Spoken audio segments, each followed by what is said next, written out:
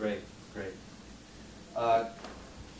The entrepreneurial ecosystem, Eric, I know you were one of the leaders for that session, and I don't know if you want to say a couple words to the group. Yeah, I thought it was a very productive conversation yesterday, and building off of the chapter that was developed on entrepreneurial ecosystem. I think the insights that came out of it was really a refinement of what the group thought were the priority things we should be emphasizing in terms of our activities in that area. The first observation would be there was actually a lot of resources in Holyoke and the Pioneer Valley that were focused on entrepreneurship support and access to capital. And so one of the things that was mentioned was trying to improve the awareness and coordination and make an easier point of entry or a portal. Not necessarily literally a website, it could be that, but the point is an easier point of entry for people who are trying to start up businesses of different sorts to find the resources that are actually already out there on the landscape. The second thing was identified, which is really definitely a to-do list, is trying to understand where there are gaps in the capacity building support structure out there to help people who are trying to start up businesses to understand how to improve either their product itself, like what they're actually going to do, or the business plan organization that they have around that. So on the one hand, you have a lot of resources, and you want to try to improve the coordination and accessibility of those resources. The second thing is really looking at how effectively are we able to reach and improve either the product or the business organization of that entrepreneur. I think the third area that was talked about was actually promoting the area as a place for entrepreneurship and getting that message out there more broadly, including branding the region. I think another area was making sure we have a consistent dialogue with the universities and the colleges in the area to understand the pipeline as well as the infrastructure that exists for doing entrepreneurship support. I think that another area that was mentioned by the way, I think all these are doable, even though I'm listing a bunch of them. Another area was simply ginning up the pipeline. So in other words, we have this infrastructure out there, but the question is there enough of a volume of entrepreneurship activity that occurs in the valley? And so doing business plan competitions that are locally based, doing civic entrepreneurship exercises to kind of get people focused on invention in the area was considered significant. And then the last thing, which is really something we spent a lot of time talking about, was also understanding and differentiating different kinds of entrepreneurship and thinking about how we can focus support on entrepreneurship directly in Holyoke and directly also for the Latino community in Holyoke, and whether that means different organizational models, definitely emphasis on bilingual Spanish-speaking support, also connecting to entrepreneurship opportunities. I might link to the Commonwealth of Puerto Rico, including also inviting people who are in Puerto Rico to come up here to start businesses. They already have ideas. Those were critical areas, and really those buckets of activity were emphasized with things that we could focus on getting people together and doing things. Well, good. Jim, you want to? I just wanted to add one thing to what Eric said. When we were talking about what one needs to have in the ecosystem to survive, I think one thing that came out that was sort of the clouds parted and the sun came through for me realization was that there's not really a one-size-fits-all. And so we distinguished, for example, among groups that are really community-driven, people who are here and want to do entrepreneurship, people who could take their jobs, who may be somewhere else but want to locate here for quality of life for whatever reason.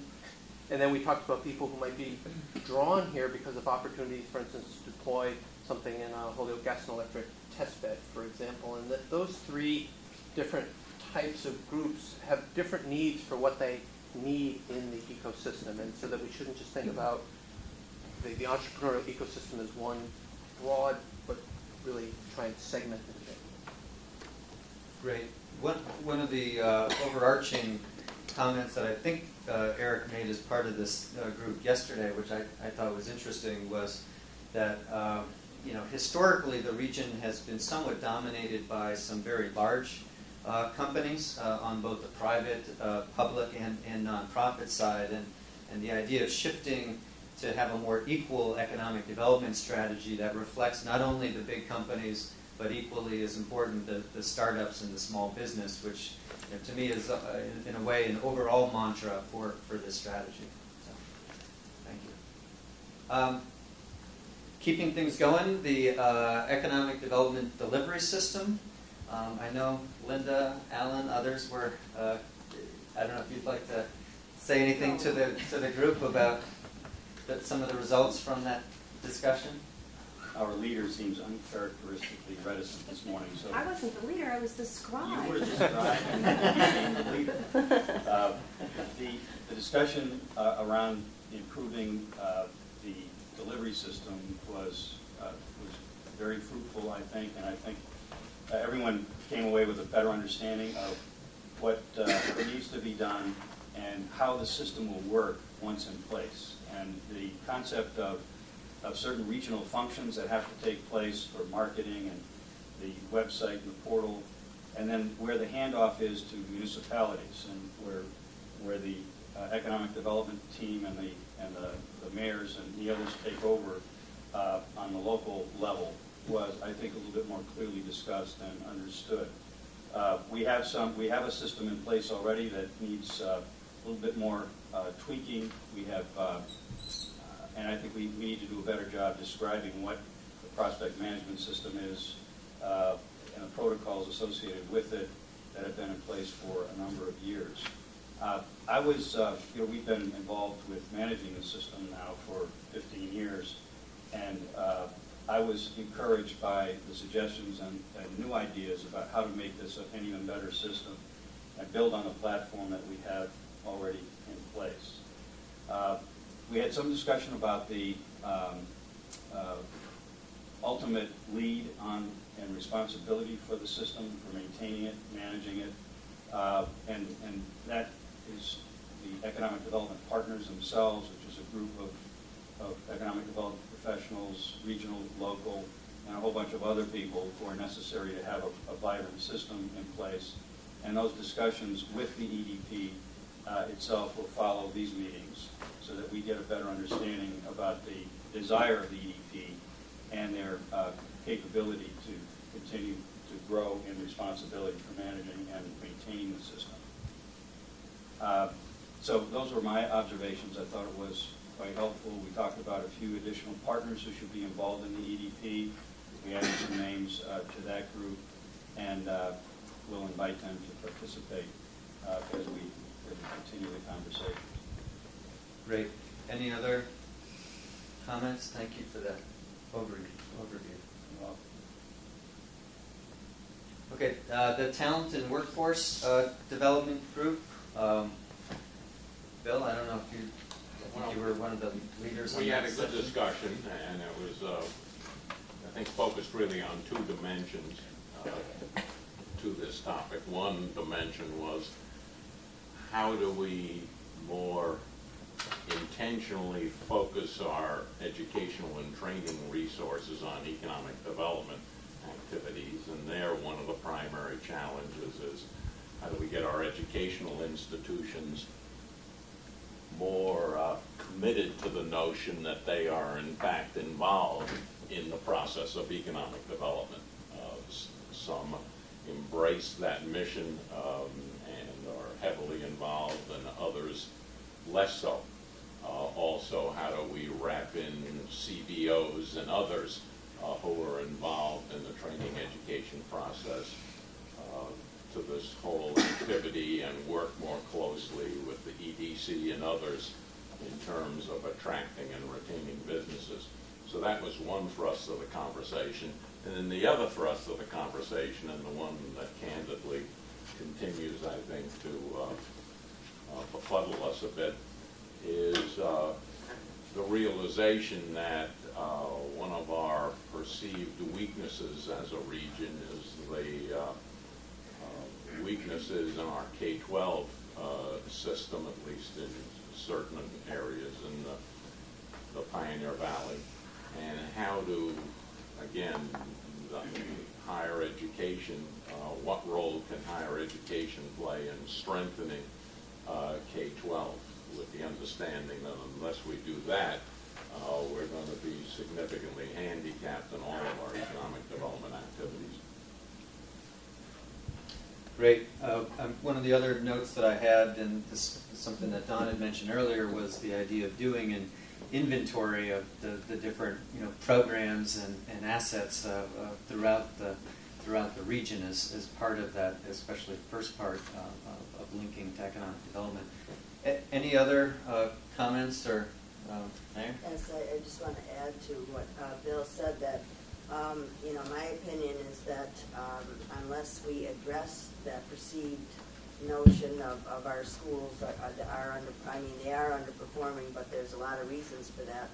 But unless we address that and make that a more attractive and successful venture in our school systems, and if we don't address the poverty that we have in this city, it's going to be very hard for us to be able to attract any new businesses, and that's one of our focuses that we have to work on in the city. So that was one of the things that we talked about. Great.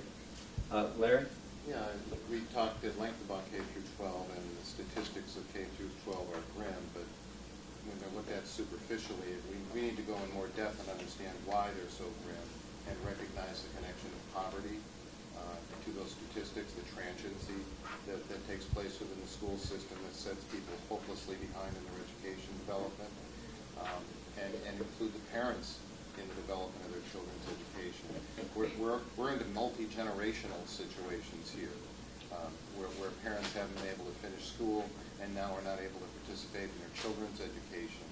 And we need to address the adult education piece that will allow them to impact their children's education. Some of the schools in Holyoke have 98% AFDC recipients for parents of children. And they've lost their opportunities for education and training through the Department of Transitional Assistance. Those opportunities aren't there anymore. Where do they go to develop the skills that they need? We need to pay attention to that. We need to give them opportunities as well. This is about 20% of the population of the city, and they've been greatly underrepresented in these meetings. And we need to pay attention. Great.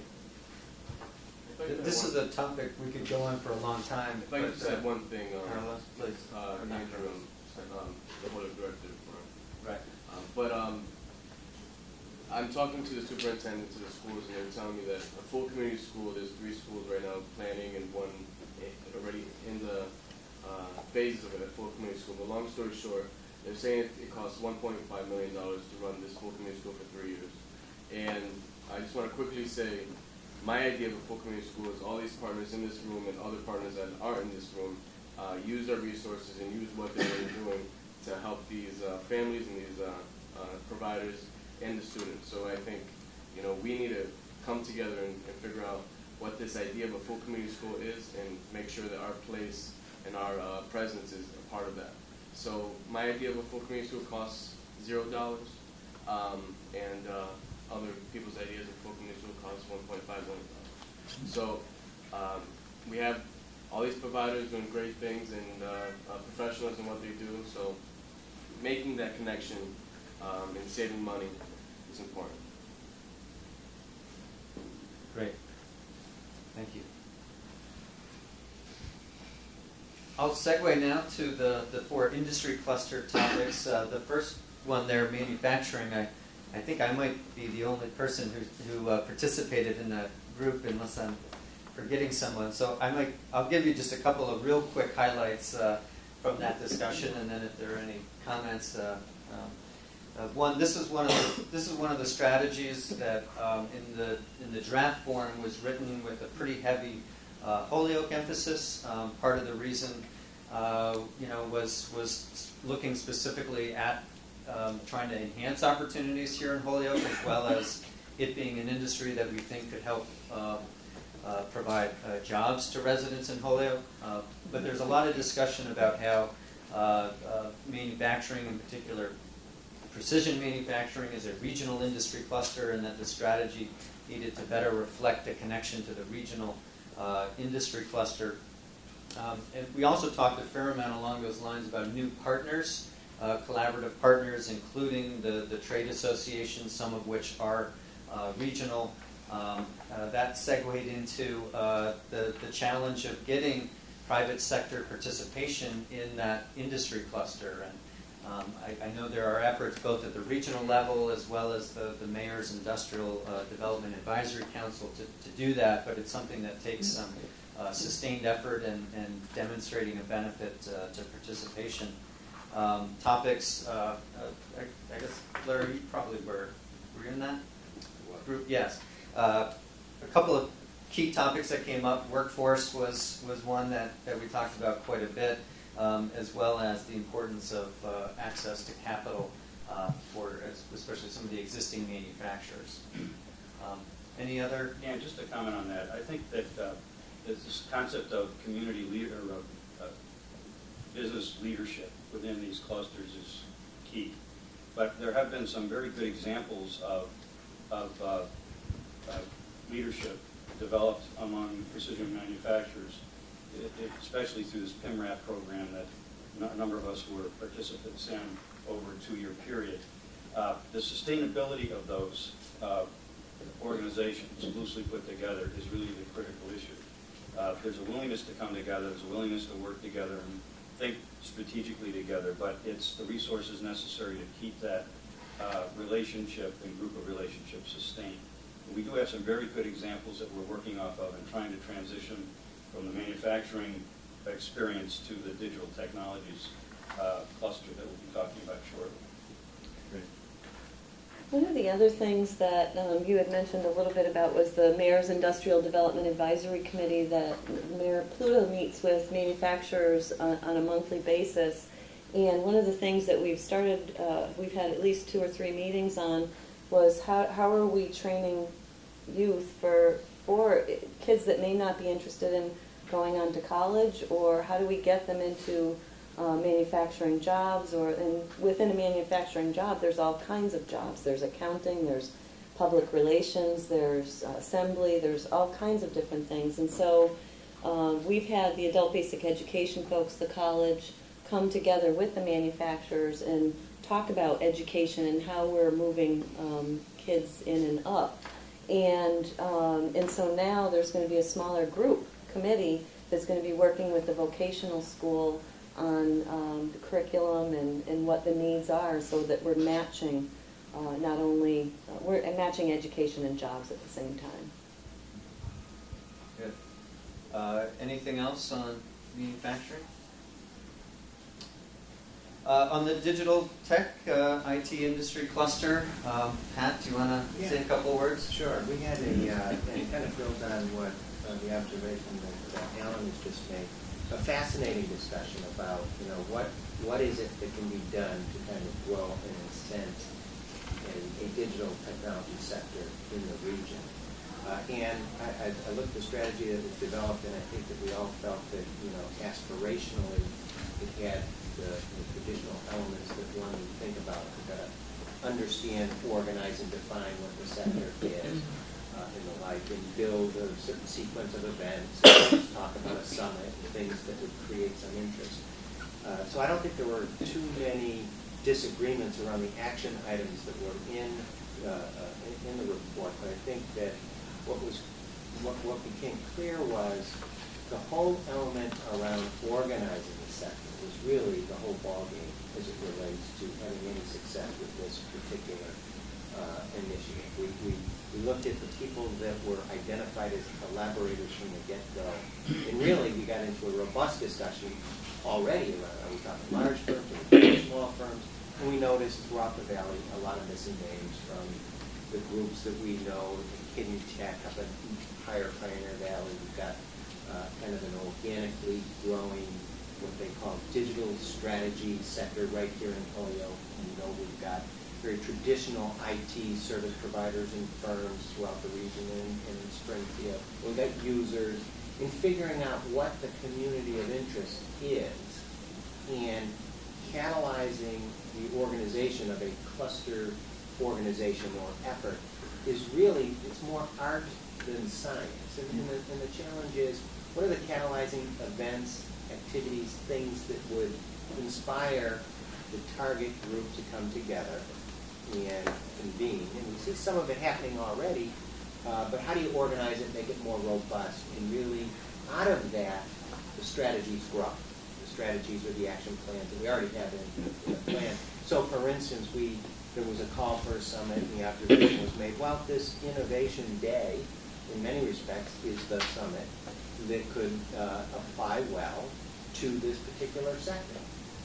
And so I think coming out of the group, it was recognized that really getting the lead embedded somewhere, somehow, in this kind of organic way was really the challenge. How do you sustain that? And I think there was also a recognition that there's this, in addition to getting the sector organized, there is also an imperative to want to move forward in the attraction and retention activity for the IT sector, digital sector, which I think crosses both this particular initiative, but others like the talent, the economic development delivery system, and some of the other pieces necessary to attract firms. So it was, I think the strategy itself was aspirational. It had the elements necessary, but like I said about all the strategies, the work has only just begun in terms of effectuating real change. When you get into the implementation on this one, that's where the test is going to